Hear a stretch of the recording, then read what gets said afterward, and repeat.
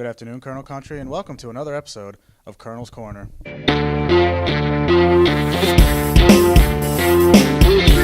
On today's episode, we'll be recapping the Wilkes University football team's 31-16 win over FDU-Florham and looking ahead to their Week 8 matchup at Stevenson University. Our guest, as always, is head coach Jon Drach. Coach, thanks for joining us. Thank you. Now, we had arguably our most balanced game to date last week against FDU. What can you tell us about what you saw? You know what I thought, especially in the first half, we had all areas really clicking. Special teams was great. Offense played really efficient and well.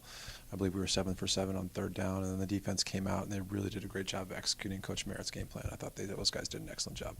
Now, speaking about the defense, arguably their most balanced game of the year, as they held FDU's multiple nationally ranked offensive players in check. Would you say this was kind of a coming-out game for this unit?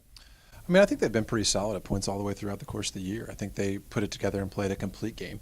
But at the same time, I think that they've done an excellent job from week to week to continue to improve. And that's all we ever ask of those guys. And they put together a really great game plan with Coach Merritt and Coach Elder and Coach Danielson and Coach Vega. And all those guys did a spectacular job of getting our kids ready to go. And then our kids went out and executed what they needed to do.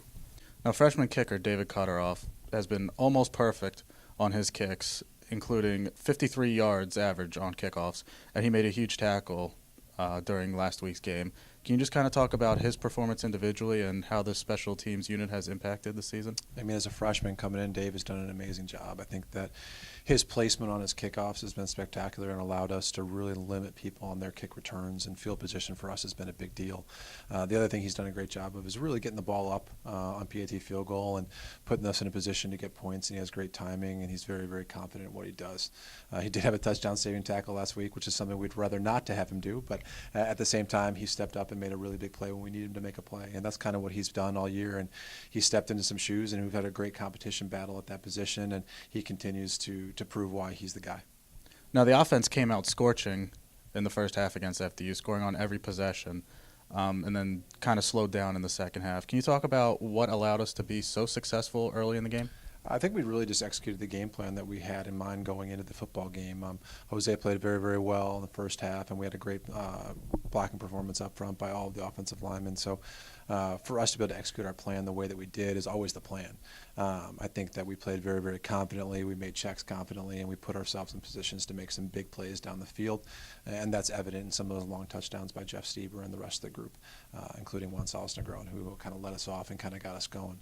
When we can get on a roll like that, we're a pretty dangerous offense, and we're a dangerous football team. I thought we did a great job of that in the first half. And in the second half, we just missed a couple of those plays that we had the opportunity to make earlier in the game. 1 or 2 blocks here and there, 1 or 2 extra seconds for Jose, and we were able to push that ball down the field a little bit more, and we could have probably added to that a little bit in the second half. Now, this week, we head to Stevenson for a tough road matchup. What do we need to do to continue this win streak? We need to play very good disciplined football. They are an extremely fast football team. They have lots of weapons on offense and defense. I believe the last 5 games that held offenses to under 300 yards, so they're a pretty dynamic defensive force. They've scored 2 or 3 touchdowns, I believe, on defense last week against Widener. They essentially accounted for 2 touchdowns on the defensive side of the ball with the return fumble, and they picked off Widener and got the ball down to about the 2-yard line, which turned into a touchdown for them. So 14 points is the difference in that football game. So as an offense, we need to hold on to the football. And then as a defense, we have to do a great job of containing their quarterbacks. Ty Crabb, who's been playing for Dan Williams at this point, whoever shows up to play quarterback is a pretty dynamic force for those guys on offense. They have a lot of weapons on the edge and in the backfield.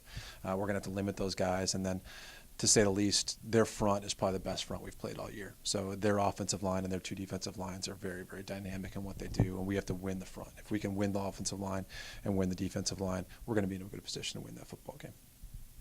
Wilkes University football team will look to push its win streak to 4 games inside the MAC when it hits the road for the final time for the season in Week 8, heading to Stevenson University for a 12 p.m. game. Coach, thanks for joining us. Good luck this week. Thank you.